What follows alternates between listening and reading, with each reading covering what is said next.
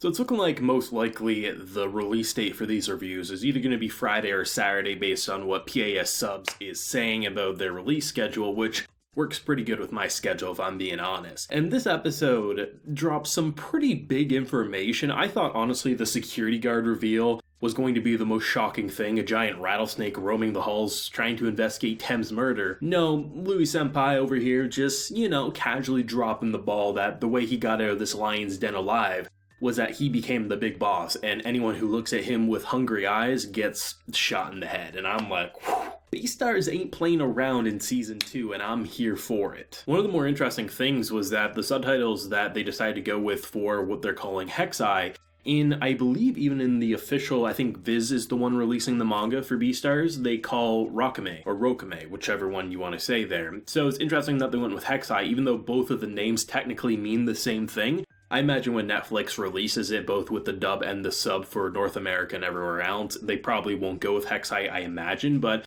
it'll be interesting to see. I believe this is just a minor supporting character, so we probably won't have to have too much name confusion anyway, just because it's probably not going to be the most dominating aspect of it, especially considering that a rattlesnake is hardly even appearing to the one that she's decided to appear to, which I kind of like. The whole idea that Legoshi was kind of like just casually doing his laundry as basically everyone's having these like intense meetings about who the next Beastar would be. And, the principal's kind of like just chilling, he's doing his thing. He's acting like, I just want everyone to have their nice, happy-go-lucky school time adventures. And I was all there for it. I was like, you know what, I like what he's saying, but then it kind of gets thrown in his face, how many months has it been since someone in your school was killed? And not only that, your top-tier student, the one who's going to be the Beastar, is now gone. How are you going to deal with this? And I like the back and forth of having that conversation and then flipping back over to Legoshi, where he's dealing with a giant rattlesnake where we're not sure, is it about to constrict him? Is it about to kill him? Does this rattlesnake believe that, Legoshi's the one behind Tem's murder? Because,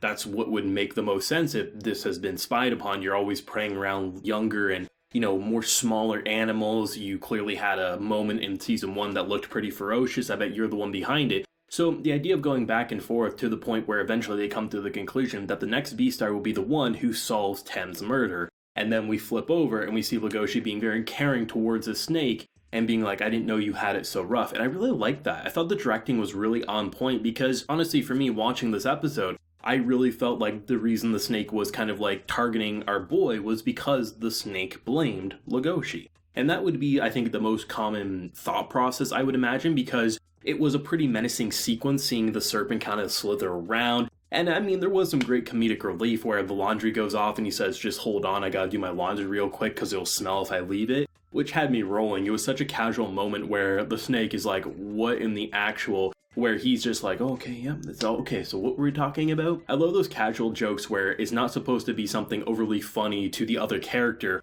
nor to the person making what I consider to be the joke, but for a viewer watching, it is such an awkward situation that is really entertaining. But I really did like the idea that a snake who's been trying for how many months now, trying to solve the murder, probably has some ideas and probably has some theories on who it could be, but has also observed the school so much that the most kind-hearted person is probably the least likely that would be viewed as kind. I mean, just look at the moment where he's trying to ask one of Tem's friends and everyone's basically spitting in his face, threatening him just because, a carnivore came up to their door and it's their peaceful sanctuary. There's a lot of hostility, there's a lot of racism and prejudice. Like, that's what Beastars has been based off of for so long. So to have something where a snake is saying, you know what, I'm going to place some money on you, I'm not going to give you any hints because I don't want to pin it on the wrong person.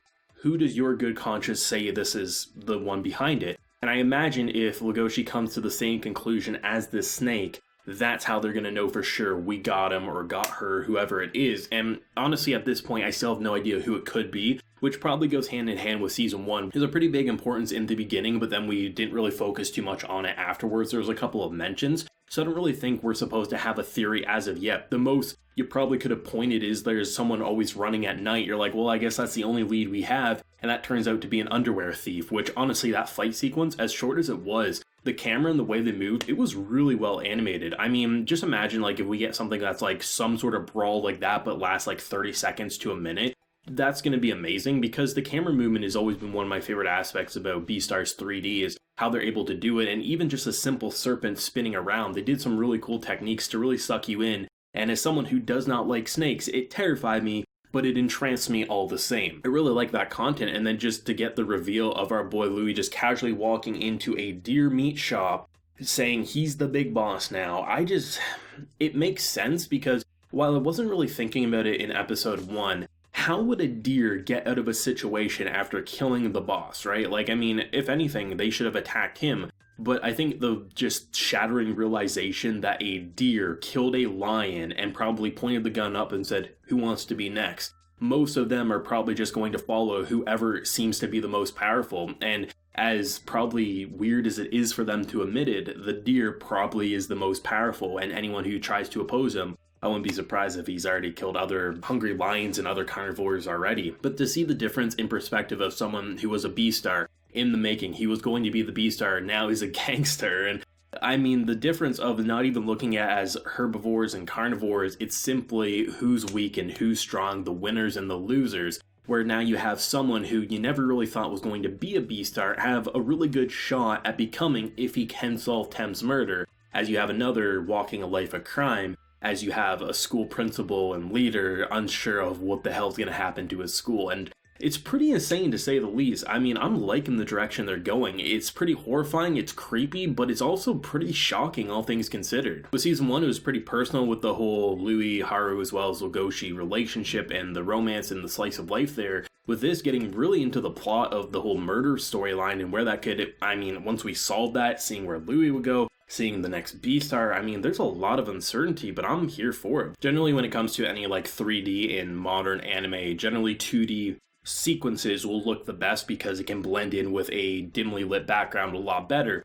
But even in Beastar's case, I really think they just continue to flex what Studio Orange is capable of, and it really does put them well ahead of the game of most studios out there. While there definitely is certain studios like MAPPA catching up with their 3D game, don't get me wrong, even the nighttime sequences to just the bright lit scenes, it just feels so revolutionary, and I really hope that we get to see a complete adaptation of Beastars. Because I just, for this reason alone, as much as I love the story, as much as I love the characters, the thing that I really want to see is I'd love to see like 5 seasons of Beastars just to see how it will push Studio Orange in terms of creativity, but also how they'll continue to improve on their really revolutionary 3D design. Because while it's easy to just keep using that style for different projects, if they can continue to flesh out the same series year after year or every other year, I really think this will put them in such a spot that like everyone will guarantee want to mirror Studio Orange, because I already get the impression that many studios want to, because Land of the Lustrous, Beastars, it's pretty damn insane. But just even looking at the jump so far from season 2 to 1, and 1 was already amazing, it really does put a giant grin on my face, and I'm really excited to see where the later portions of this season and hopefully season 3 will go with their production. Voice actors on point, directing on point, really flexing that 3D camera with the serpent, and then just even some of the more horrifying aspects or the quick fight scene. Great episode across the board, and I'm really excited for more. Let me know your thoughts and feelings, and definitely your theories down below. What do you think, and where do you think it might go with the whole Tem murder storyline and Gangster Louis that popped up in this episode? If you enjoyed the video, leave a like, share your support, and hit that subscribe button if you have been new around here. So until next time, everyone, please take care and have a good one.